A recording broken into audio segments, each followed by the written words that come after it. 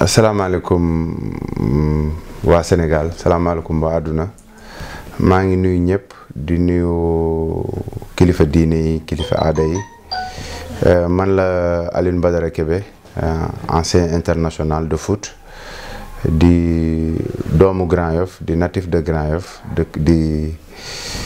tey jii di leen dalal Moussa ak caméramanam waa info du jour ma leen di dalal fii si HLM Grand Yoff pour waxtaan ak yéen. man musuma jóg di wax samay ambition que Grand Yoff moo ma ñor même si je suis sénégalais donc tey jii élection présidentielle yi tànneefu candidat la woon donc pratiquement am na gis naa ñenn ñi gisuma leen depuis si parrainage yi et que fi réew mi toll ak sama jàngat ak sama gis-gis ak tamit lii neex ma li naqadi ma parce que man mënuma dëkk fu mel ni Grand Yoff maanaam mu nekk localité bu bëri ay jeunes localité boo xamante ni tey jii rek maa ngi jugee fële di tribunal mais munoo dox 2 pas yoo dajalul doomu Grand Yoff buy seet si nit kan fa jàpp wala doomu Grand Yoff bu ñu fa jàpp donc mu nekk loo xamante ni lu may metti la lu may naqarlu la donc te jeunesse bi amuñu liggéey Grand Yoff sonn nañu Grand Yoff amuñu ndimbal si pratiquement si benn côté lu bëri war a mën a changer mu naqadi ma te mënuma ko changer et que pour man sama conscience pour bu may ànd ak nit damay ànd ak moom par conviction parce que juboo nañ ci kàddu pour liggéey pour ànd dem te comme loolu maanaam jotul woon am pour man sama gis-gis bu gàtt moo doon ma bàyyi présidentielle yi jàll. donc même bu dee le vote secret man personnellement voté naa donc tànn naa sama candidat ma votel ko waaye wañaaruma loxo population bi pour ni leen votel leen diw wala diw donc dama bàyyi présidentielle yi jàll. man sama xel bu gàtt jàpp ma ni Sénégal sax nit day votel nit surtout li ñuy gis dernière minute parce que c'est un programme déedéet nit day votel nit parce que jàppaleel diw ba jàppalee diw mu jàppale la wala di mu dimbale la si lii wala lii donc on vote plus par intérêt que par programme si li ma gis sama jàngat parce que tey jii candidat yi ma si toogal amul kenn ku ma tegal programme ni ma lii mooy sama programme les gens viennent te voir parce que porteur de voix nga ñu ni pour nga jàppale leen soo leen jàppalee après dinañ la defal li même bu dee am na ñu ma jege ñoo xamante ni wax naa leen ni leen ah man de diw mooy sama candidat wala bu ma sayoon ngeen jàppale diw mais après loolu ça n'engage que moi daal xam nga mais comme je reste à dire que ni ñun dañuy voté wuñu par programme mais dañuy voté par affection wala par intérêt. man li may xaar si moom mooy li nga xamante ni waxtaanoon nañ ko man ak moom déjà toog nañ waxtaan këram ma wax ko ma ne ko bëgg naa mu jàppale ma si jeunesse bi dama dimbale si nit ñi. bi ma laajee man lan laa bëgg dama ne ko nga dimbali ma ci nit ñi nga dimbali doomu aadama yi dimbali nit ñi nag mooy nit ñi am si luñ jàpp nit ñi am liggéey nit ñi am lu ñuy suturoo ba du ñu soxlal kenn dara ba du ñu ñaan ba ñàkk du leen dugal ci leneen loo xamante ne ëllëg dañ koy réccu parce que nit a ngi def lu bon mais bonul ñàkk moo jugul gor te doomu aadama bu ne vraiment ku musul xiif mënul xam lan mooy xiif. loolu moo tax vraiment Sénégal dañu war a dimbalante Sénégal dañu war a am plus de yërmande plus de li may ñaan si moom mooy mu xam ni rien n'est éternel léppay jeex et que mu gën a dimbale nit ñi par des voies utiles par des personnes utiles waaw parce que mu jël ay nit ñoo xamante ni ñoom nit ñi bëgg nañ leen wala déglu nañ leen wala dinañ mën a dimbali nit ñi mu jaar ci ñoom pour yegg fa mu bëgg a jëm parce que bu jaaree ci yenn parce que xoolal fu mel ni Grand Yoff tey ak li ñu fi implanté yëpp muy siège social muy dans la réinsertion muy côté sport muy côté loo xalaat te amul benn autorité bu dëkk Grand Yoff buy liggéeyal Macky Sall bu ma mës a fekk si ni ma kaay ma dimbale la si lii wala li ngay def sax jërëjëf sax amul donc je pense que ni loolu mooy première mission ci jeunesse bi mooy mu wutal leen emploi mu jàppale leen mooy mu financer leen mais par des voies yoo xamante ni nekkul rek parce que yow APR nga nekk rek ñu jàppale la déedéet moom c'est le président des Sénégalais donc ku nekk président au Sénégalais waroo xool ni kii moo nekk ci man wala kii nekkul ci man donc am na tey ñoo xamante ni ñu ngi liggéey ak ñoom tey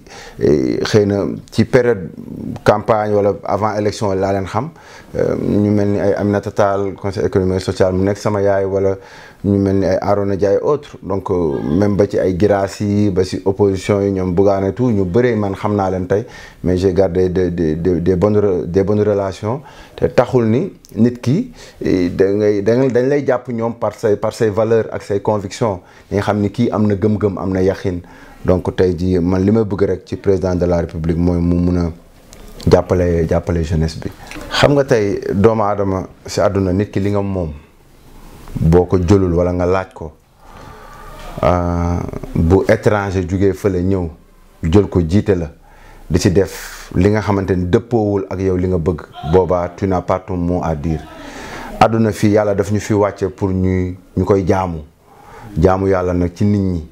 man tey sportif laa woon je suis un ancien footballeur tey ñibbisi naa man sénégalais laa doomu Grand Yoff laa fii laa dëkk titre foncier laa fi te samay doom tamit fii la ñu dëkk su ma fi jógee bàyyi leen fi donc fi ma dëkk war naa ko defar war naa xool na ko lay defaroo bi nag bu ñu jëlee 2014 vacances laa ñëw j'ai eu à aider Khalifa Sall pour mu gagner mairie bi et après continué naa sama chemin ba 2019 màgg naa nag nekk doom war naa mën a taxaw ni lii nga xamante ni ñun ñoo ko bokk muy Grand Yoff bëgg naa bokk ci ñi koy développé nan laay bokkee ci ñi koy développé il faut mu dugg parce que tey di du rek damay wut lijjanti sama xaalis yor club de football di def social am siège am lii di non du loolu rek am na ñoo xamante ni tey jii ils ont besoin de bourses am na ñoo xamante ni ils ont besoin d'emploi et il faut que man am naa xelu xalaat ak ñi may liggéeyal pour xool naka la ñuy créer plus d'emploi naka la ñu bañ a wéeroo rek ci état bi te loolu noonu il faut que boo amul ndombal tànk doo ko mën a def te tey jii man mënu ma nekk doom liggéey fi plus de 20 ans étranger jóge ci àll bi ñëw salaamaaleykum maaleykum salaam ñu jox la ndombal tànk defoo fi sa at ñaari at ñetti at nga ne nañ la dénk suñu alal donc dafa am loo xamante ne wàllu doom la te localité wàllu ña fa dëkk la waaw affaire communautaire la affaire commune la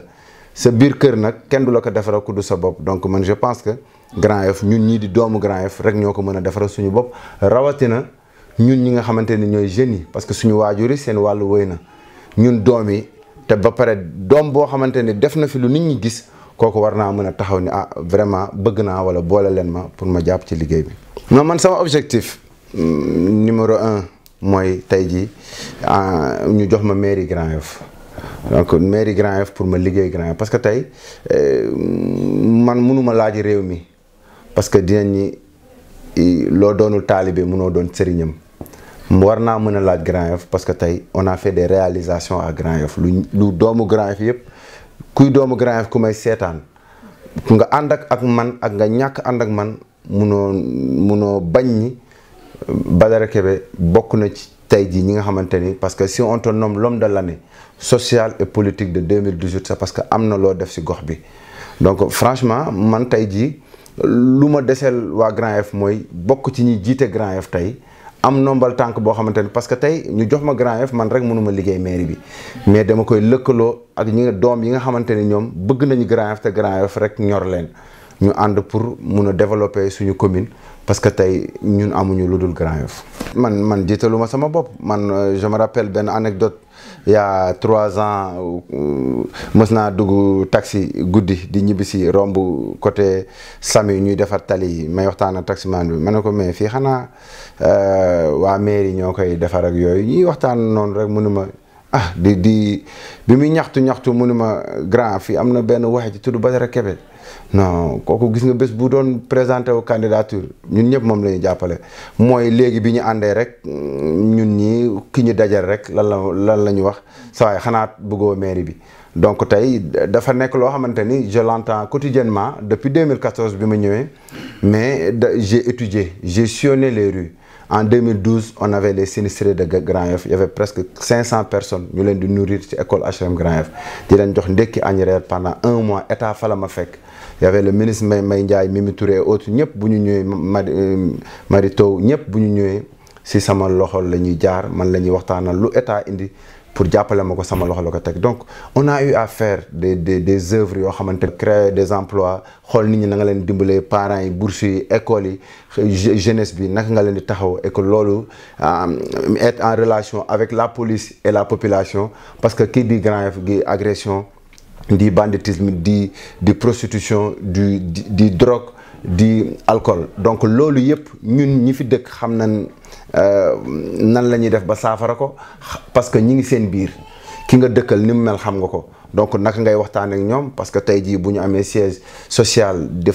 fa dugal ay anciens détenus la réinsertion et autres c'est parce que ñoom du ñoo leen ëpp doole du ñoo leen mën parce que ñoom dund nañu loo xam ñun dunduñu ko di leen créer ay association boo xamante ni des anciens détenus dajale anciens détenus Grand Yoff pour jox leen une nouvelle ère pour war leen ni kenn du def lu bon ba rëcc si nañu xool jàngat lu baax pour ëllëg suñu avenir ëllëg donc mënuñu taxawal loolu yëpp ba pare vraiment kenn jóge si àll bi ñëw rek parce que am na nobal tànk wala parce que pouvoir la rek ni nañ ko jox mairie Grand Yoff quand même loolu defe naa ni ñun doom yi duñ ko mës a nangu. non macha allah vraiment li yàlla maye tout le temps damay wax li yàlla maye bu ko nanguwul et que bu nu yàlla suturaalee parce que tey jii doomu aadama bu ne ñi ngi wax loo xamante ni xamuñu sax ndax dinañ ko fekkee mais suñ ci yàlla yóbbu ak jàmm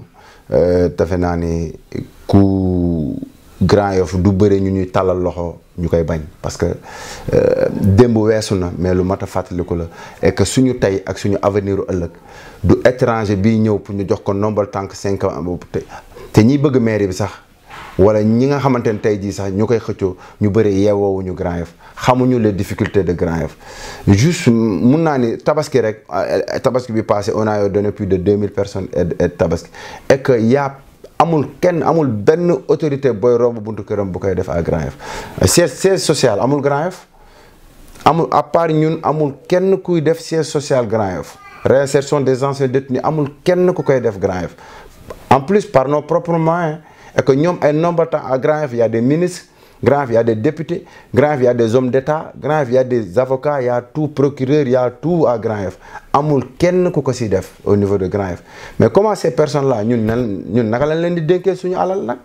naka la ñuy bàyyee doom di dénk alal koo xamante ni vraiment moo ëpp alal moo ñu bu dee comme àdduna ñoom ñooñu ko ëpp bu dee possibilité ak opportunité ñoom ñooñu ko ëpp tey parce que ñoom mën nañ fëgg buntu yu ñu mënul fëgg ñoom tey ci wàllu nguur ñoom ñooy suñu ay kilifa mais tey jii ñoom ñun li ñu nekk di def ñoom defuñu ko loolu moo tax tey jii yàlla mën ñu delloo ascenseur boobu. sama kàddu bu mujj li may wax waa Grand Yoff mooy vraiment di leen gën a remercier rek vraiment leen wax ne chaque jour su ma yeewoo ñoom ñooy tax may gën a yokk jom ñooy tax may gën a góorgóorlu soo gisee nit ki buñ lay wax talal sa bopp talal sa njaboot ça c'est pas sénégalais. Ça c'est pas de la patriotisme parce que damay wax ak benn kilifa il y a moins de 2 semaines may waxtaan ak Arona Dia mu wax ma ñaari mots yoo xamante ni dafa nekk ci man wala dama ko nawloo muy patriotisme dafa ne ma moom li tax mu ñibbi ci Sénégal mooy patriotisme ak social. patriote mooy dama bëgg sama réew ba tax na li ma war a mën a liggéey bitim réew ma liggéey ko sama réew social moom la ñuy dund tous les jours mooy xool naka nga mën a développer sa gox donc loolu il faut que mu nekk ci ñun ñëpp nañu bàyyi di wax ni talal sa bopp parce que sa dëkkandoo sa yaay sa dëkkandoo bi nga mën a jur sa yaay la sa doom nekkul ki nga jur rek doomu jaamur bi nekk ci mbedd mi sa doom la sa frère mooy ki nga dëkkal mooy ki ngay xool nii ku ñu am yërmaane ci nit ñi ku ci nekk jàppee sa morom comme sa bopp nañu am yërmaane jooju nañu bëgg Sénégal nañu bañ a bëgg suñu bopp rek ak suñu doom bi ñu jur nañu bëgg doomu jaamur ndax yàlla delloo ñu loolu ndax loolu liggéey ci doomu jaamur yàlla delloo la ko donc may feddaliwaat sama kóllëre ci ak waa Grand Yoff di ñaan yàlla seen yaakaar gi ñu am ci man yàlla na ko yàlla mottali parce que tey ji nekk xale nga dëkk ci gox say waajur say frère say sœur am ci yow yaakaar sunu borom rek moo ko mën a yeggali donc yàlla mi ko mën yàlla na ko yàlla yeggali te bu dee ñun ñoo gën ci Grand Yoff yàlla nañu yàlla jox Grand Yoff buñ ci gënul yàlla na yàlla tànnal Grand Yoff ki gën ci Grand Yoff mën ko développer ñu mën ko dénk Grand Yoff pour le futur de Grand Yoff merci beaucoup